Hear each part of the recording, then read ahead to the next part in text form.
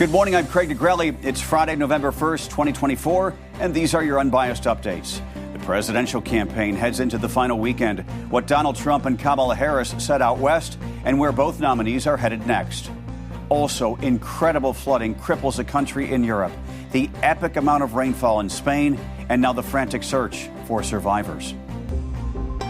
From the Straight Arrow News Studio, bringing the stories that matter to you from across the United States and around the world, these are today's Unbiased Updates.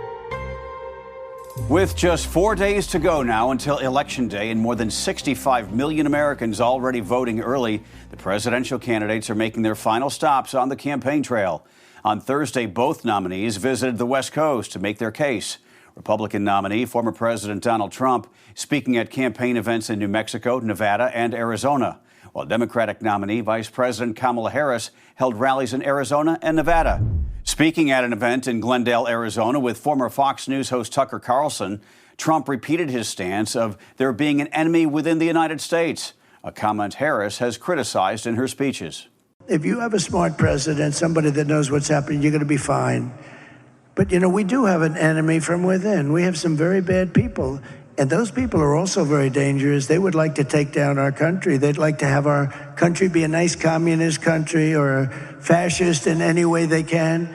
And we have to be careful of that. In Henderson, Nevada, Trump said Harris would not be able to handle the presidency, calling her, quote, a child when it comes to understanding the economy. He also announced former presidential candidate Robert F. Kennedy would be working, quote, on health and women's health if Trump is elected.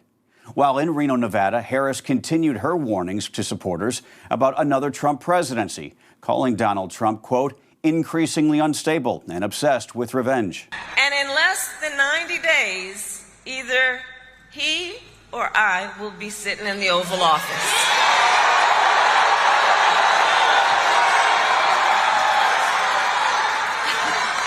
And listen, here's what we can imagine, right? We've all seen on TV, you've seen the Oval Office, but here's the thing. We have to get the word out to help people even just visually imagine what that day will be. Because if elected, Donald Trump on day one would walk into that office with an enemies list. When I am elected, I will walk in with a to-do list on behalf of you. The vice president telling the crowd that people are, quote, exhausted with Trump's rhetoric, and turned to female voters, criticizing Trump's comments that he would protect women, saying, quote, Trump does not respect the freedom of women. Harris's Nevada rally was interrupted by protesters at times, with the vice president saying it's okay, and, quote, we're fighting for the right to be heard. Today, both candidates will hold rallies in Milwaukee, Wisconsin, as the final weekend of the 2024 election cycle begins. Some famous faces put their names behind their pick for president on Thursday as the candidates secured more celebrity endorsements. A majority of the cast of Marvel's Avengers film franchise assembled to show their support for Vice President Kamala Harris. Actors Robert Downey Jr., Chris Evans, Scarlett Johansson, Mark Ruffalo, and others gathered together in a social media video. How can we be of service? How about we start with what our voting plans are going to be, who we're going to bring to the polls with us, that sort of thing. I think Kamala Harris needs a catchphrase. Ooh, yes, definitely a catchphrase. How about this? I'm just off the top of my head. I can do this all day. Shut up. I hate it. Okay. NBA superstar LeBron James is also backing Harris in a post on X saying, quote, when I think about my kids and my family and how they will grow up, the choice is clear to me. Vote Kamala Harris. Meantime, social media influencer turned boxer Jake Paul putting his endorsement behind the Republican nominee, former President Donald Trump. In a video posted to his YouTube channel, Paul laid out his reasons and asked his followers to do their own research. Regardless of your emotion, I'm just presenting you with facts. Do I think Donald Trump is a perfect human being? No, I don't think anybody on this planet is a perfect human being, myself included. And to be frank, I'm not concerned with Donald Trump's character flaws or what he's done in the past. What I'm concerned with is how good of a president is he? Because that is his job, and that is what's going to affect the people of this nation. These endorsements come on the heels of two others. Buzz Aldrin, the second man to walk on the moon, endorsed Trump on Wednesday, while former Republican governor of California and Terminator actor Arnold Schwarzenegger said he is voting for Harris.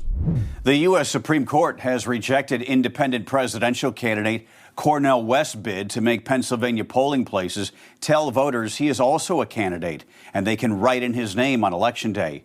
West accused the Pennsylvania Secretary of State of improperly keeping him off the ballot for not filing all the required paperwork. While the state's top court agreed with the Secretary of State, a federal judge said while it does seem like Pennsylvania rules make it harder for third-party candidates to get on the ballot, it is too close to Election Day to reprint ballots and retest election machines without increasing the risk of error. Justice Samuel Alito, who handles appeals originating in Pennsylvania, refused West's emergency appeal on Thursday. In Spain, crews are continuing the search for people who remain unaccounted for after the country saw its worst flooding in decades. 1 year's worth of rain fell in just hours this week in the country's southern and eastern regions. The images are incredible. Flash floods claimed the lives of at least 158 people, with 155 deaths confirmed in the eastern Valencia region alone. Spain's Minister for Territorial Policy said Thursday dozens of people are still missing, but they do not have an exact number of how many. An Army specialist is now under arrest and facing charges in connection with the murder of a fellow soldier. Investigators accuse 21-year-old specialist Wooster Rancy of murdering 23-year-old Sergeant Sarah Roque, who you see here. They found her body in a dumpster at Fort Leonard Wood in Missouri last week. Rancy, who is with the 5th Engineer Battalion, is also charged with obstruction. The Department of Army Criminal Investigation Division, which is the primary federal law enforcement agency of the United States Army, is overseeing the probe. The department has not specified a motive for the killing. It is also unclear if Rancy and Roque knew each other. Finally this morning, Google has some new competition. OpenAI has added a search function to the artificial intelligence bot ChatGPT. Paying subscribers are now able to activate a mode on ChatGPT that makes it respond to queries by searching the internet for the latest information and summarizing what it finds.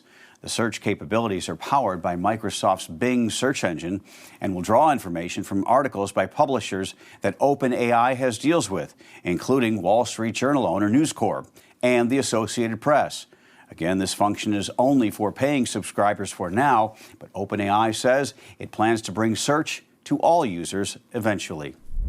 Those are your unbiased updates for this Friday. We'll see you back here on Monday morning, hopefully well rested. Don't forget to set your clocks back 1 hour on Saturday night. Daylight saving time ends on Sunday. For all of us here at Straight Arrow News, I'm Craig DeGrelli. Have a great weekend.